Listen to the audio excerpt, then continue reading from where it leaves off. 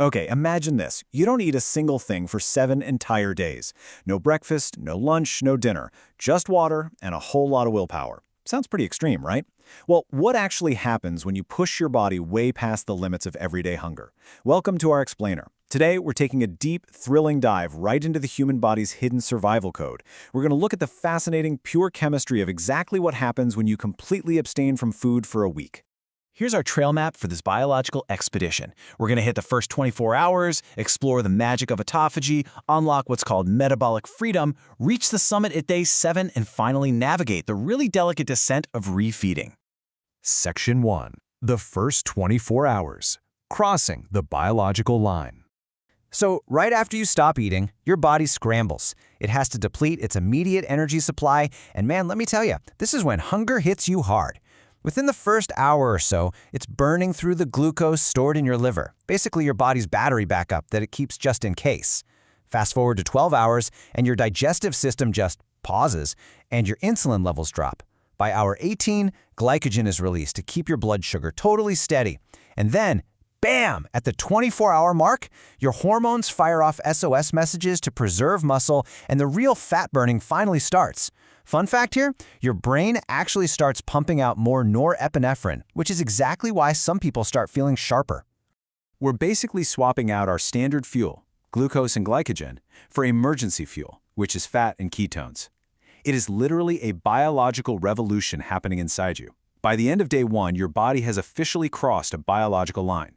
And hey, this isn't a glitch. This is a mechanism that evolution designed for our survival thousands of years ago. You are literally shifting the engine's fuel source to adapt to deprivation. Section 2. The magic of autophagy. Cellular reboot and detox. Now hit the 48-hour mark and something crazy happens. That gnawing hunger, it actually starts to fade, and your body enters this phase of absolute biological magic. The crucial process here is called autophagy. Literally translated, it means self-eating, but, in the best way possible. Think of it as your body's built-in detox system. No expensive juice cleanse is needed here. It's such a profound process that Japanese scientist Yoshinori Ohsumi actually won the 2016 Nobel Prize for discovering exactly how it works. Your body's essentially hunting down its own cellular garbage and digesting waste. During this cellular reboot, your body is doing some serious house cleaning. It digests waste material, recycles these rogue proteins, and clears out malfunctioning mitochondria. The tiny little power plants inside your cells. All this cleanup is actually linked to reducing the risk of nasty diseases like Alzheimer's and diabetes, and it even promotes overall longevity. But look, we gotta be completely clear about something. This comes with responsibility. If a fast is pushed way too far without balance, your body might flip the script and start cannibalizing healthy muscle instead of waste. Okay, day 3. Your metabolism makes a massive pivot. Think about all the energy your body usually spends digesting food all day.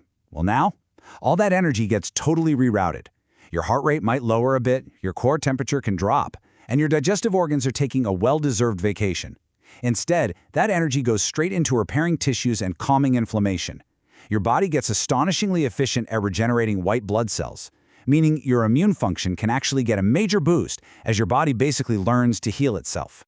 Section 3. Brain power and metabolic freedom. Unlocking mental clarity. Now you'd probably expect to be completely dead on your feet by day 4, but instead, you get this really strange, awesome surge of energy. Biohackers call it metabolic freedom. It's your body's ability to create energy on demand straight from your own reserves. Your liver is in full production mode now, generating ketone bodies from your fat. And ketones provide a much smoother, steadier energy flow than glucose ever could.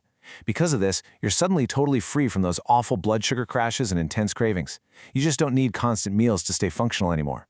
And what this does to the brain is wild. Fasting boosts a protein called BDNF. Think of it like Miracle-Gro for your mind. It supports learning, memory, and literally helps grow new neural connections. If you think about it, early humans absolutely needed sharp mental focus to hunt when they were starving.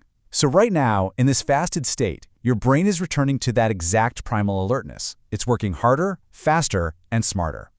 But hold on, we need a quick timeout here, because this sudden energy boost can be a little misleading. Smart hydration is absolutely crucial, and by that I mean sodium, magnesium, and potassium. These are the strict, non-negotiable rules of fasting. If you don't keep these electrolytes balanced, the electrical signals in your heart and brain can get totally out of whack. We're talking severe fatigue, dangerous heart palpitations, and extreme imbalances. So yeah, smart hydration, non-negotiable.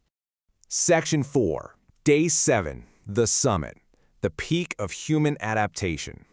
If you've actually made it this far, your body is humming along at absolute peak efficiency.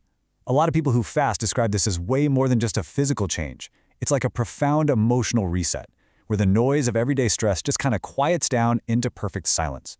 You are experiencing maximum fat burning, and your inflammation markers, they are at their absolute lowest. Deep inside, stem cells are beginning to regenerate, repairing tissue and fortifying your immune system. You aren't panicking about food anymore. Your system is completely optimized for survival, and you are renewing yourself from the inside out. It's not starvation, it's controlled renewal. That quote perfectly reframes everything we're exploring in this explainer. And modern research from powerhouses like Harvard and Stanford backs this up. This isn't some fringe pseudoscience. Periodic fasting literally flips the switch on a primal survival program coded right there deep within our DNA, activating longevity genes that are also triggered by calorie restriction. However, science is very, very clear on this next point. For the average person, Day 7 is the hard limit. Trying to push past this summit without a medical professional watching over you, that's when the risks, like organ impairment, weakened heart function, and muscle breakdown, start heavily outweighing any benefits.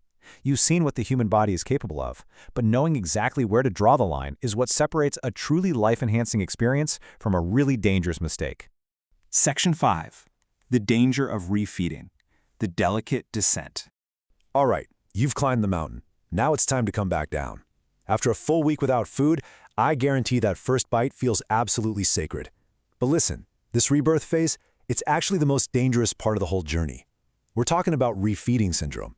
Your digestive system has literally been asleep for a week. Your enzymes are super low. If you eat too much, too fast, you send a massive flood of food into the system. This violently spikes your insulin and forces electrolytes to rush into your cells way too fast. That can cause a potentially fatal shock to your body, completely throwing off vital minerals in your heart. So, to safely wake up this dormant digestive engine, you have to be gentle. Step 1, start with tiny portions. Step 2, stick to easily digestible foods. And step 3, keep those fluids coming. You are basically teaching your body how to process food all over again. The way you refeed shapes your health for weeks afterward, turning everything your body just learned from deprivation into lasting renewal. Which brings us to a final, pretty provocative thought. What is your body truly capable of? Going a week without food didn't weaken the human body in this scenario. It completely revealed how incredibly adaptable, intelligent, and resilient our biology really is. It kind of leaves us with this profound realization. When the constant noise of consuming food fades away, we actually need far less than we think to thrive. Thank you so much for joining me on this explainer today. Keep questioning, keep learning, and I'll see you in the next one.